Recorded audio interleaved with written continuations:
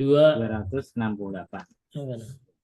Inna Allah Ta'ala, setune Allah Ta'ala, lama khalaqa semangsane nyiptakake sapa Allah al khalqa ing makhluk, kataba mongko nulis sapa Allah biadi kelawan astane Allah ala nafsihi ing atase awak dhewe Allah. Inna rahmati setune rahmatku taglibu iku ngalahake apa rahmatku godobi benduku ing kemarahanku. Rawahu ngriwatake ngati sapa Ibnu Majah, sapa Imam Ibnu Majah an Abi Hurairah saking Abu Hurairah.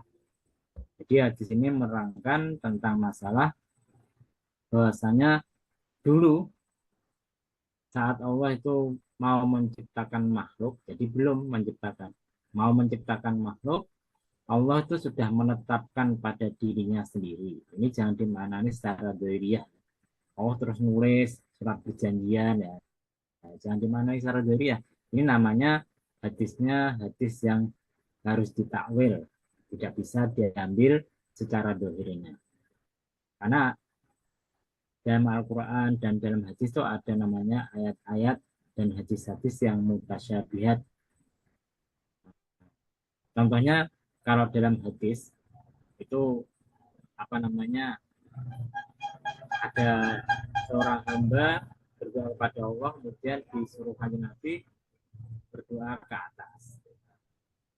Itu kata sebagian orang Islam yang ikut paham Mujassimah, mereka menetapkan oh itu berarti berada di atas. Nah, itu kurang pas. Karena ikut Ahlussunnah wal Jamaah, ayat semacam itu ditafsiri. Ada dua pendapat ya. Pertama ditafsiri yang secara bahasa, yang kedua dibiarkan apa adanya, tidak ditafsiri. Ya Allah berbicara tentang dirinya sendiri, ya nggak usah kita jelaskan lebih lanjut. Sama dengan ini, kata babiyati ala nafsi, dan ditafsirkan Allah nulis. Nah, kalau ini ikut apa namanya cara bahasa itu namanya pasmon. Nah, pasmon itu artinya majas. Allah itu menetapkan pada dirinya sendiri. Seakan-akan supaya lebih mantap nulis dengan tangannya. Nah, masa kemudian ambil pulpen tulis di badannya. Nah, kan tidak semacam itu, tidak bisa ditafsiri semacam itu.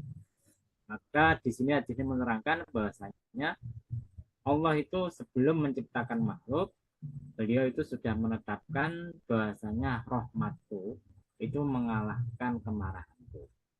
Ini yang jadi patokan para ulama dalam masalah hukum. Jadi para ulama menjelaskan hukum itu ada dua, yang berkaitan dengan Allah, ada yang berkaitan dengan makhluk. Namanya kalau berkaitan dengan Allah itu namanya hakullah, kalau yang berkaitan dengan makhluk namanya hakul adami, hak manusia. Dalam masalah hakul adami, Allah itu agak berat. Beratnya gimana? Ya, kalau kita berurusan dengan manusia, sebelum manusia yang ada urusannya dengan kita itu merelakan ridho, kalau kita berbuat kesalahan pada dia, ya Allah tidak merela, tidak ridho, tergantung hak manusia tadi. Tapi kalau berkaitan dengan hak Allah, kadang-kadang sholatnya telat, kadang-kadang nggak khusyuk, kadang-kadang puasanya bolong-bolong. Nah, itu namanya hak Allah. Nah, hak Allah itu lebih gampang daripada hak adami. Jadi jangan terbalik. Kita memperberat hak Allah, tapi hak adami digampangkan. Contohnya apa? Contohnya misalkan ada orang berbuat salah, Anda berbuat salah pada orang, kemudian wah, gampang lah, nanti tak sedekah, nanti tak kasih apa lah, harus dimaafkan. Ya tidak boleh semacam itu, karena itu hak adami. Harus orangnya ridho dulu, baru Allah pun ridho kepada kita. Termasuk kemurahan hati Allah itu memberikan hukum Islam itu terbagi menjadi dua.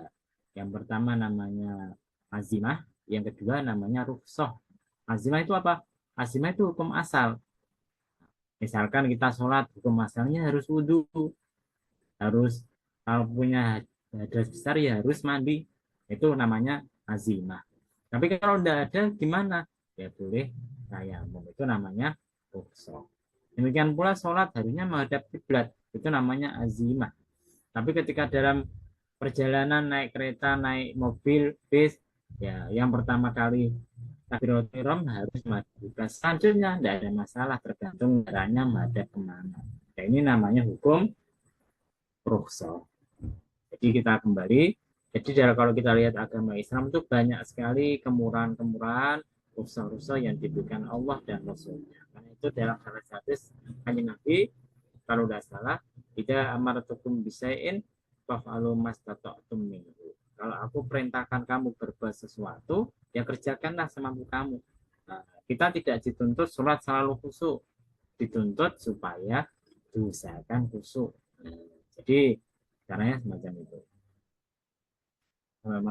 Nah, jadi hadis ini diriwayatkan Imam Ibnu Majah dan imam lainnya dari Abu Hurairah dan ikut Imam Asyuyuti. Hadisnya adalah hadis yang